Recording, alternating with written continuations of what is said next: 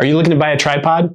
Maybe you're making your first purchase or you're trying to upgrade, but you don't know how to balance price and value. I've been a professional photographer for over 13 years and I have some opinions about tripods. My goal with this video is to arm you with some info to make a good purchase that will last many years to come. I'll mostly be focusing on options that are a good balance of price and value. If you've got $1,000 or more to drop on a tripod, you're going to be shopping really nice tripods and they're all going to be pretty awesome. If you're trying to stay in the $100 to $300 range, this video is for you. My name is Mark Bergerine and I do gear reviews here on YouTube alongside my wife Brenda's photography tips. Hit subscribe, it helps us out. All right, types of tripods. There's photo tripods that have a ball head and legs so that you can capture long exposures.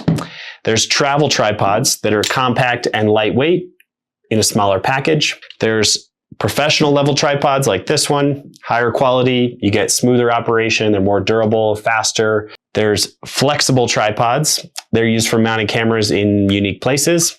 And then lastly, there's video tripods like this one. Similar to photo, but instead of a ball head, they have a fluid head for smooth tilt and pan video capture. So the key features to consider when you're buying a tripod is whether you want aluminum or carbon fiber. Carbon fiber is basically just for weight savings. It's a little bit more rigid, but it costs more. You also want to consider the height range. Travel tripods will be limited because of their compact size. It can be nice if a tripod rises to at least eye level, sometimes above, depending on what type of photography you like to capture. Weight capacity is an important consideration, mostly a concern if you have a really heavy camera or a really flimsy tripod. You can always kind of hack it by adding weight to the bottom of the tripod on the little hook mechanism down here. But if you have a flimsy tripod, it may or may not work. I had a lot of cheap tripods before I had these, and I added weight to my tripod to stabilize them for many years.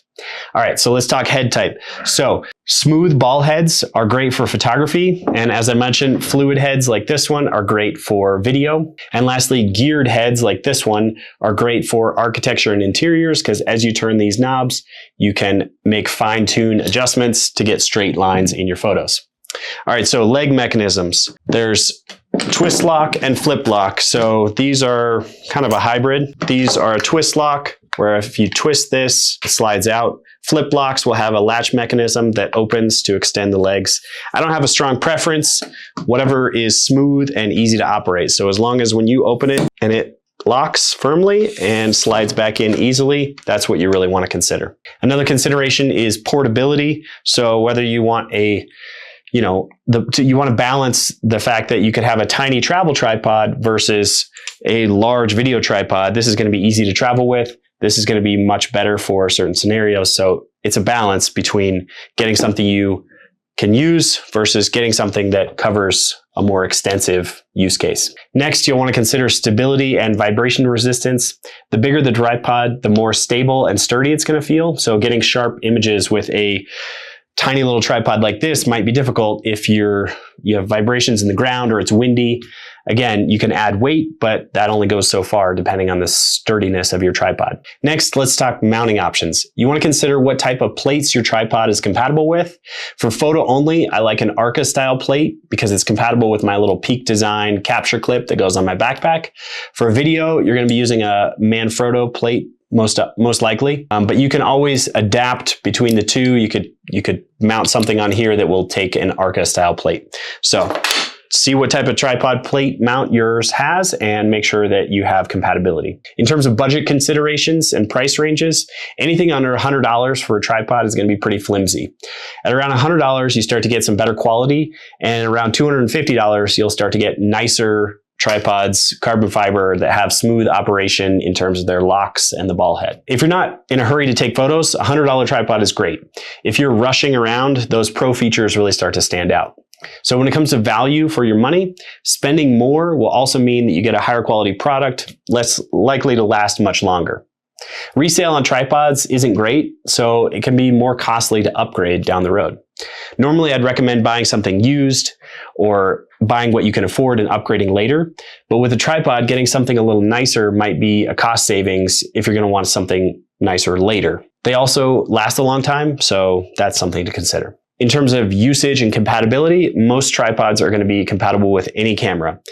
They'll have either an Arca plate or a Manfrotto plate. And as I said, those are kind of photo and video specific. If you want to mount a phone or another camera, you just need to make sure that something has a 1/4-20 screw on the bottom. Where to buy tripods? I'm going to link to my favorite tripods down in the description.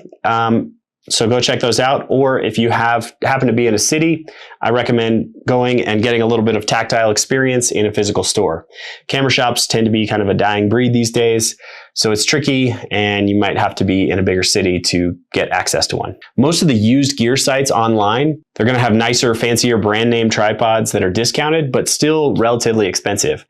Most people keep tripods for a long time, so the used market is kind of slim. When it comes to tips for making a decision, I would say go with a reputable brand. Think Manfrotto, Gitzo, Really Right Stuff. There's quite a few out there, but if you don't go with a reputable brand, you might end up with something like this, where the company is now out of business. It's a great tripod, but if I ever need any replacement parts, it's going to be difficult. As I said, head down to the link in the description. Common mistakes to avoid, I would say buying too cheap. So if you get something really inexpensive, it's going to be flimsy, it's going to be clumsy.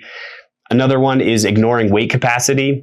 If you're going to mount a big tele lens, you got to make sure that the tripod can handle it. Otherwise, it's going to be too wobbly to be effective. Another one is buying something too short. If you want to do portraits or photographs of people or have your tripod up at eye level, it's easy to think something like this is going to be great, and then you go to extend it and it's just not tall enough. Also, when you're measuring that height, make sure you're not counting the vertical extension tubes. So this part can add to the height, but it's often somewhat flimsy. So especially this skinnier, that gives you extra reach, but this is just going to be wobbly because it's so far above this point where the legs come together. So if that's a consideration, make sure you avoid that. Otherwise, it's going to be wobbly. So I hope you found that info helpful and you can use it to select your next tripod. If you have any feedback or questions, leave a comment down below. Also, be sure to subscribe so you get notified when we post our next video. If you want more tips on how to choose equipment that fits your budget, I suggest you go to burgergreenphotography.com/money and you can download our money and gear guide. Really helpful tips in there to help you to spend your money wisely, get some equipment that is a good value. Next, I encourage you to watch this video about how to shoot with a polarizing filter. Some really great tips in there, and I will see you over there.